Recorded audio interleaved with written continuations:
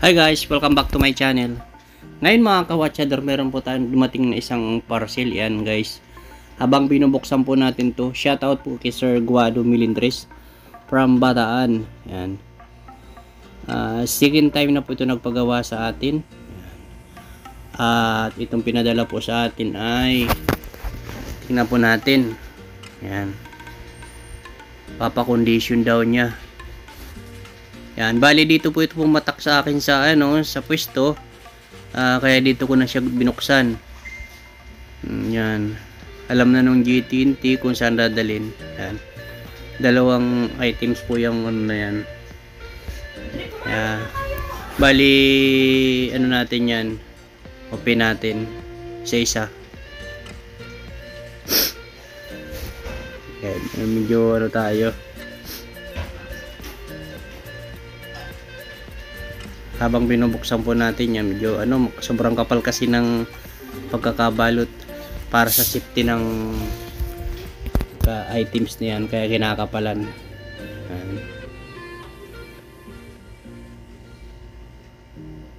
Yan guys, yan yun, isang pagong na diver watch.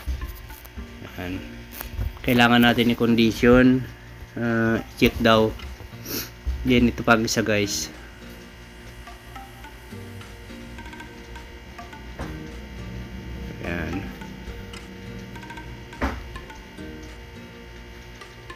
Oh, isang Casio, Torque Casio. Ayan, bali yan guys, ang battery niyan in-order pa natin sa online. 800 yung battery. Kaya do sa mga nagre-relo, alam niyo yung maintenance ng battery kung magkano, kasi sabihin ba't ang mahal. Yan, ganun lang siya dapat talaga para sa sasakyan guys. Yung maintenance, hindi mo siya masabi kung magkano. Yan. Hindi siya pwedeng lagyan ng ordinaryong yung battery, kasi hindi niya kaya yung habang tinanggal natin yung guys yung kanyang bracelet. Yan, original na leather yung bracelet niya guys. Oh,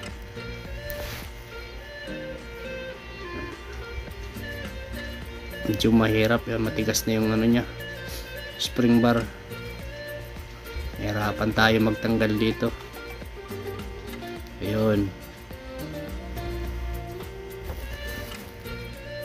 Yan guys, kung mapapansin nyo guys, yun yung chaptering, hindi nakapantay yung yung guhit do sa ng index ng dial. Ayusin natin yan guys. Yan hindi siya nakapantay yung index ng guhit. Yung sa chaptering guys, yan hindi siya pantay. Ayusin natin yan mamaya. Yan, tanggalin natin muna yung kanyang bezel ring. Yan. Then bapping lang yan guys, bapping yung case. Yan ang mapapansin nyo.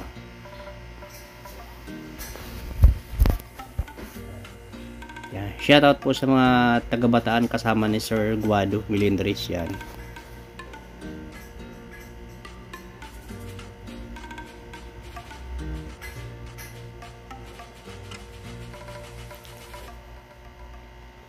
Then bago natin i-open yan guys, i-check muna natin palagi yung kanyang crown, kasi kung wala siyang diferensya.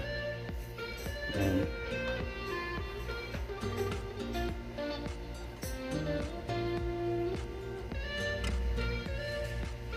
Yan.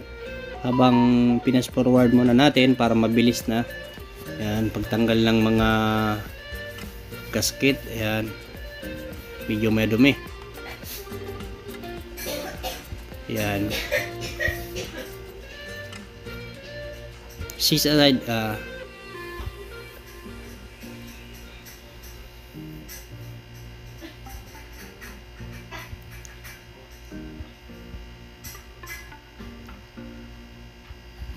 Bali babaklasin po natin lahat yan para maklining natin and re-oil ang lahat ng parts. Yan po ang dapat na pag ipapakondisyon yung isang automatic. Ganun po ang kung meron man siyang makitang papalitan na pyesa hindi na compatible sa isang part, kailangan i-replace po natin yun para condition na masasabi talaga.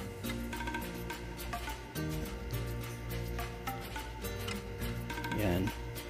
Bali ito pong hinawa ko na to, itong may problema ng konti, yung pinaka ano niya.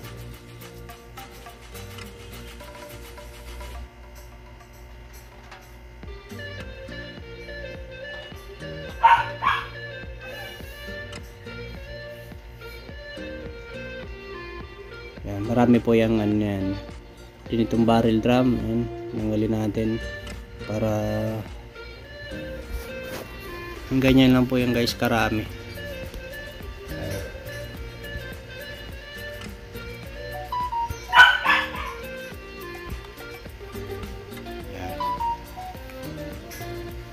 Bago po natin linisin, lalagay po natin yan sa bridge yung balance wheel para hindi madamage yung hair spring. Then i-cleaning po natin yan sa yan solution, lagay mo natin sa basket para ano.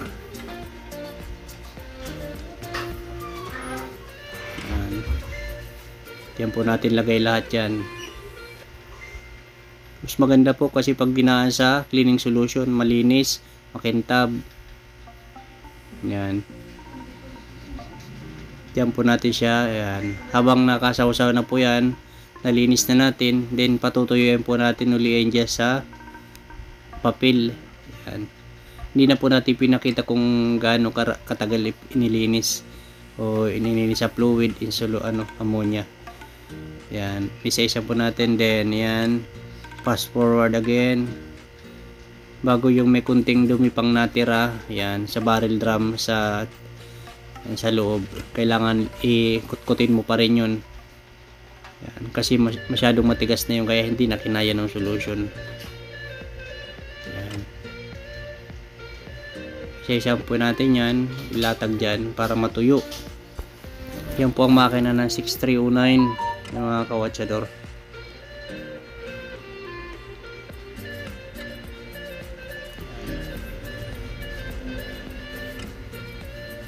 Mas malinis po yan pag dumaan sa solution. Yan na po siya. Yan, naka-ready na po lahat. Yan, ngayon ay ready to assemble na yan guys. Yan, pag yan, yan po siya. Yan, lagyan po natin yung center G-wheels ng kunting oil. Yan, Mobius oil yan. Yan, kunting-kunti lang guys yan.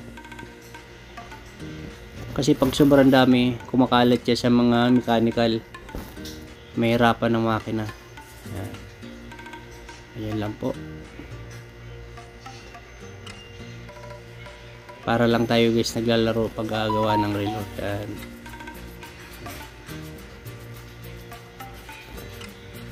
Ngayon lang po ako nakapag-edit, medyo matagal na ako hindi makapag-edit gawa ng super busy guys tayo.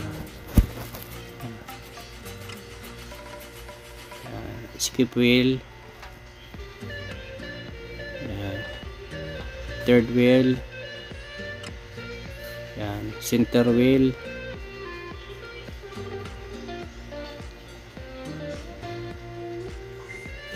kailangan sa paggagawa guys ng relo, kailangan medyo magaan yung kamay nyo para hindi madideform yung kanyang piyesa. Yan, kawit na natin yung bridge.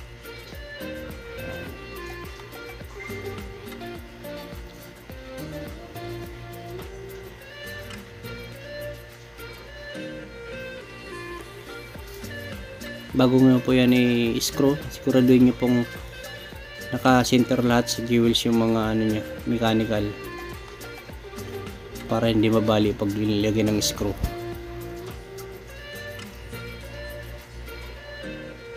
Lagyan natin yung yung para ng oil yung niya, spring screw na yan. Yung ratchet wheel, yan.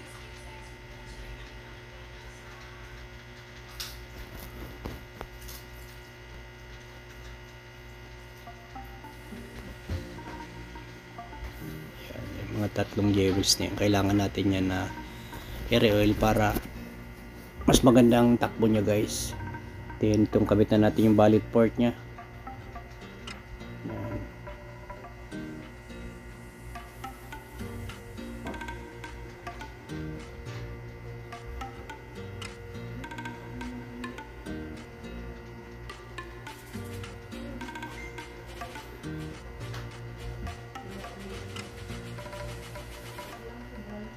Kailangan po yan guys, ano yan, yung ano yun, kailangan yan shoot na shoot to sa jewels, kasi pag linagay nyo ng screw na hindi masyadong naka pwedeng mabali yan.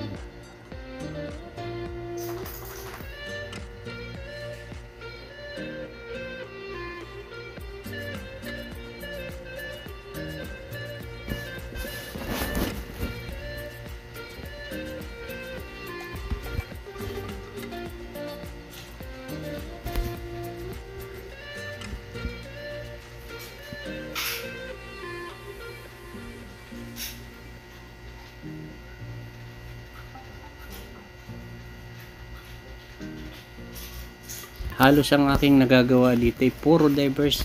Mabintang mabinta yung mga divers sa atin. Bagorado, yan. Dami napapagawa. Kalimitan. Ang ganda ng ano nyo guys, oh. Ang ganda pumalo ng hairspring nya. Kasi pag nadaan sa solution. Ito guys yung may problema. Yan yung pinalitan natin ito. Yung pinaka gear sa gitna na yun ang may may problema na, may leak na. Yan, mapapansin nyo guys, so para siya si Casper, di ba? Yung plastic na yan, pagka nyo, imagination nyo, di ba? Mata sa yung bibig nyo, si Casper. Yan, then transmission.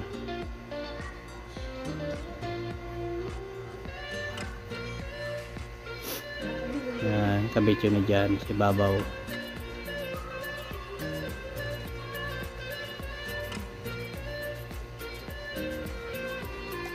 Yan, bago natin lagyan ng tornilyo, yan, kailangan nakapit yung kanyang gardo sa may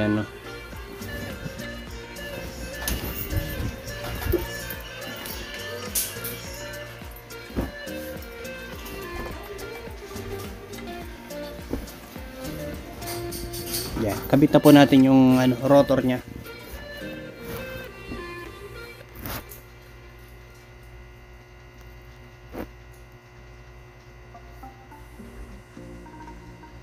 Yan guys, di ba? Napaka lang niya. Yan po ang pinalitan natin guys, yan pakita natin yan. Saka palit na tayo ng yung dalawang yan, puliper saka yung bridge na yon, secondary bridge.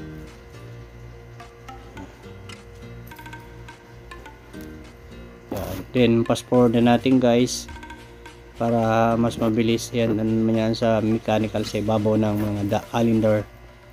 Yan.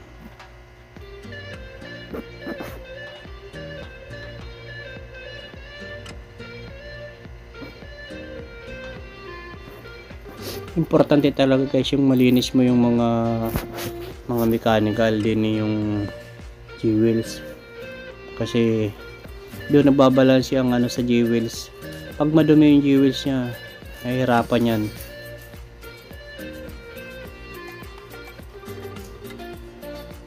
Calendar.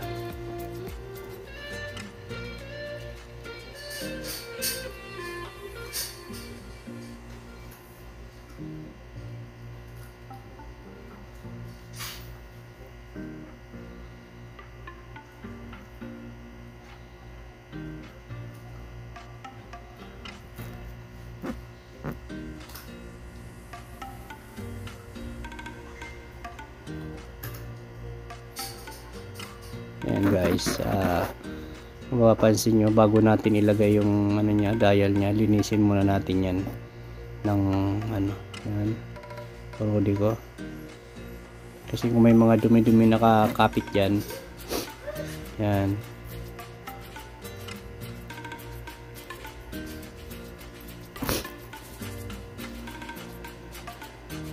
ilak natin yung calendar pin bago natin yan, inilalak yan guys, andyan nasa side yan. Yan, before natin ilagay yung kanyang hands, kailangan natin ipa-release yung isang yung date. Yan.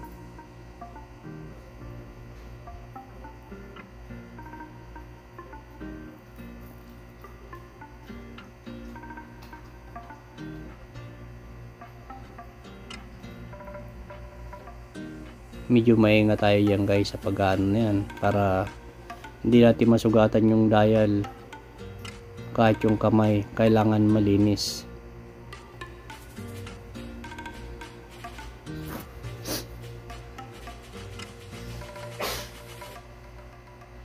Yan, 6 seconds kailangan natin yan, medyo yan.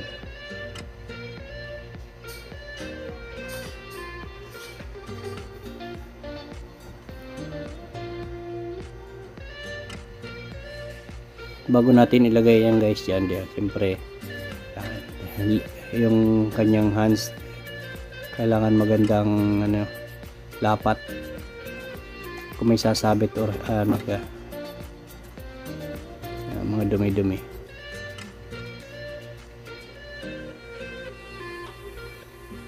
Yan, yun na guys. Papansin nyo guys, yung kanyang ano, chapter ring kailangan nakatuwid na yun doon sa index ng ano, dial mamaya. Yan.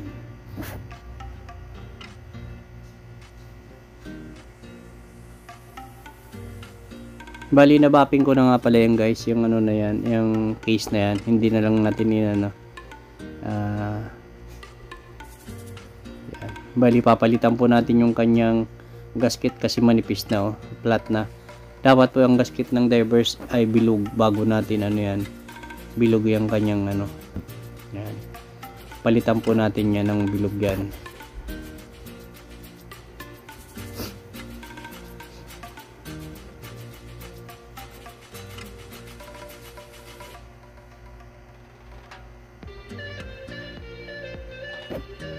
Yan. Mapapansin nyo po naka ano doon sa ano, nasa gitna na yung kanyang chapter ring, nasa gitna ng index, nakapantay na guys.